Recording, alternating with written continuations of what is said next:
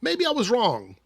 Maybe we should give up. Maybe we should stop immediately, hang up the towel. It's over. It's done. Maybe that's what we should be doing. Maybe we should accept that we no longer have free speech, freedom of expression. We no longer can take part in the pursuit of happiness. We should just give up all of our beliefs and accept the fact that because a portion of the country doesn't like what we believe in, that we no longer have the right to express it in any capacity. Or there'll be repercussions to that. That's an interesting concept, right? So I saw this response from EVS to Rippaverse Goalposts, and this isn't the first one that I've seen in response to my video from a few days ago, where I'm talking about, let me give full context of this video, because this clip is, again, a doctored mess from Rippaverse Goalposts. But if you haven't seen the video, you can go watch it. But essentially in the video, what I'm doing is I'm talking about people who are fearful for their lives, for their existence in places where they're not looked at favorably. People that live in spaces where they voted conservative, and it's an overwhelmingly amount of people there that just don't value queer people. And so they fear for their lives. The hotlines are going crazy with people dealing with mental and emotional health, self-harm, things like that. This is really happening. This isn't hyperbole. It's happening. We're seeing a spike in that. And whether rational or irrational, it was something that concerned me. I have a lot of friends that live in different places around this country who were concerned for themselves and I wanted to offer a little bit of support for them and offer some resources for them. So I made this video. And in the video, I talked about the fact that marginalized communities aren't just going to roll over and take it. We're not going to. You know, we're already seeing it. States like California, New York are reinforcing some of their values within their state. States' rights, right? That's what this community loves is states' rights. So those states are locking in protections for marginalized communities. I live in a state that voted blue and has a lot of protections right now for my community. So I wasn't really one of the people that was super stressed out like some of the people in other states, but I understand their concern and I want to be there for them as well. And I think federally we have to be concerned a little bit, but I think that's part of being an American, right? That's part of the country we live in, is taking part in the system in the way that you feel can be the most meaningful and most impactful. And so I decided to make that video. And some of the responses from people are kind of strange. Like, I'm all over the place. If you watch me here on YouTube, I'm in comment sections of channels that I don't even really associate with. I'm on podcasts and live streams with people that don't necessarily think or feel the same way I do. I'm all over the place. I feel like I've put in a lot of work to sort of provide resources and access to gay people in a way that a lot of these folks may not have had before. And some of the responses to my video and my thoughts on this make me wonder how they view me as a person. You know, I'm not disillusioned. I realized what I was getting into, so that part doesn't freak me out. But I'm going to have to take a few steps back and sort of reevaluate how I navigate here on YouTube to some degree, based on what I'm seeing. Like, people who are assuming stances about me that I never said, that I never even talked about in this video. What I just told you is exactly what the video is. It's providing resources, providing moral support, extending that out to people, promising that I'll continue to cover content if I feel like it's harmful during Trump's presidency, and saying we're going to fight back, which shouldn't be a shock. Shouldn't be a shock. I've been part, again, of activism since the 90s. I remember fighting for marriage equality. So yes, we fight back for things we believe in. That's the beauty of the United States of America.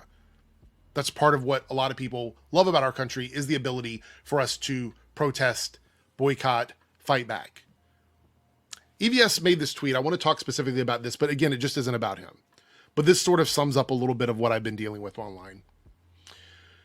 So in response to this butchered clip from Rippaverse Goalpost, one of Eric July's obvious sock accounts, or someone that works for him, this is the second time that EVS has responded to one of these like butchered out of context clips of mine.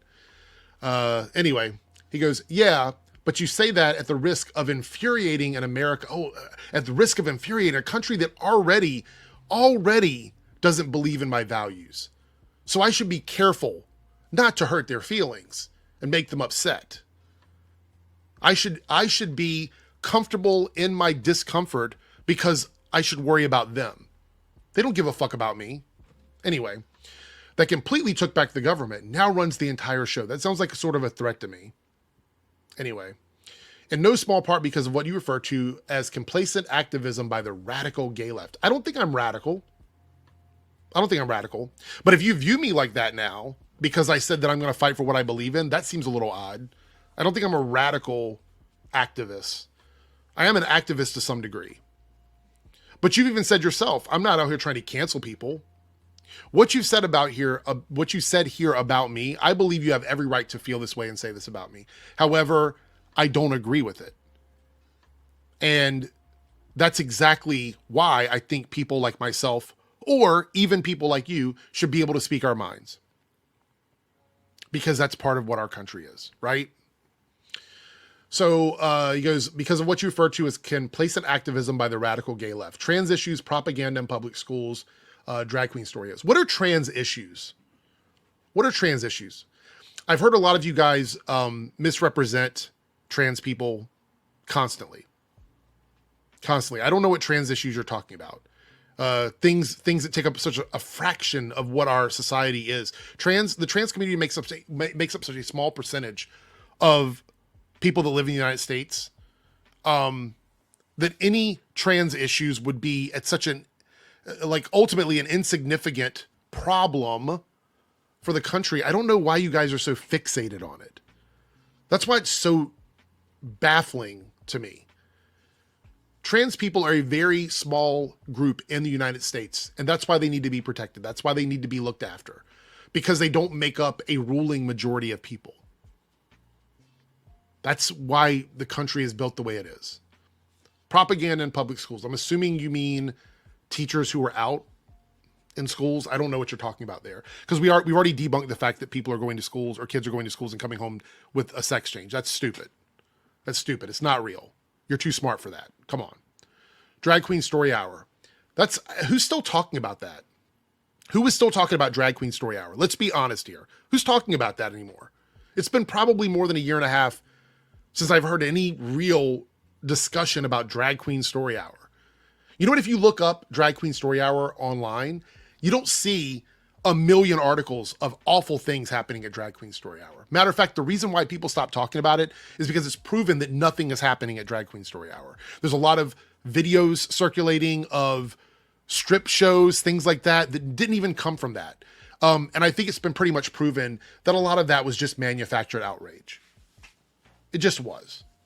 So I don't know why we're still talking about that. It was never a factor, then it's not a factor now. Matter of fact, most of these things you're talking about are so insignificant to real issues in this country, things that people actually care about, which is like immigration, financial relief, tax, American-made stuff, things like protecting our borders, things like that. These are things that people actually care about.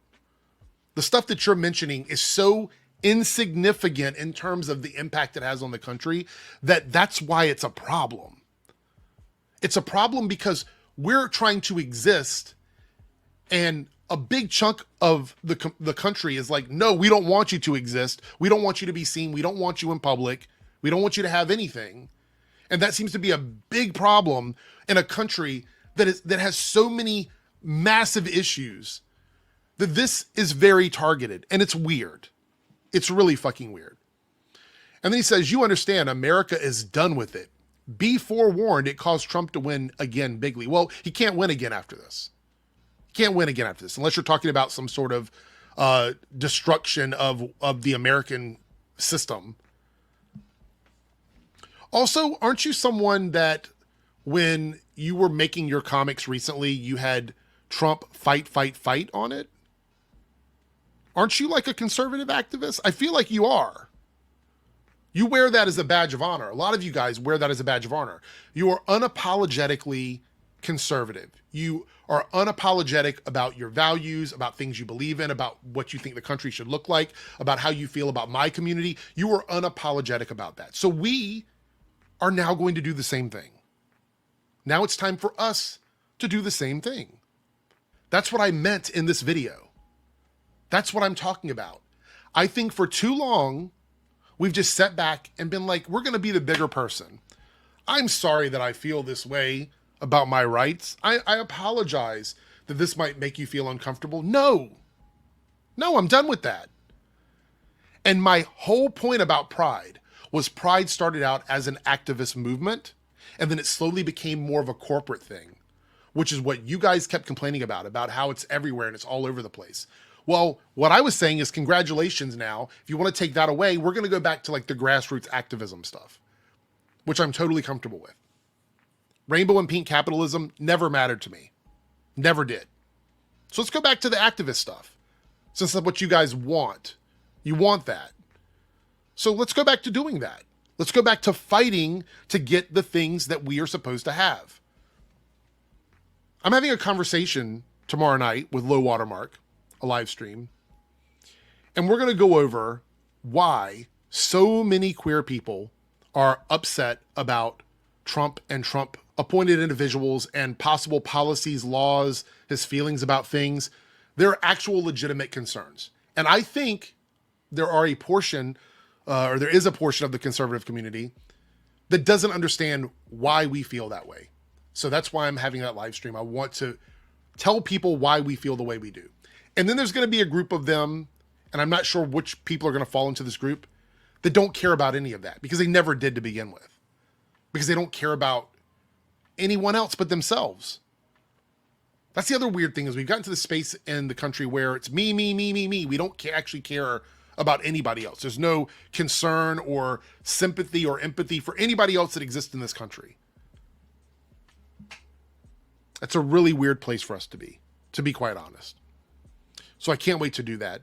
However, I'm no longer going to sit back and just be quiet about stuff that I feel politically, because you are threatening me here. You're threatening, this is a threatening comment about what the reciprocation of conservatives, if us Democrats or progressives or queer people or whatever speak up about how we feel. You're going to feel our wrath. You're going to feel our fury. Okay, cool. Bet. I understand that. And that just makes me want to fight even harder. So can't wait to see where this goes. Anyway, see everybody in the live stream.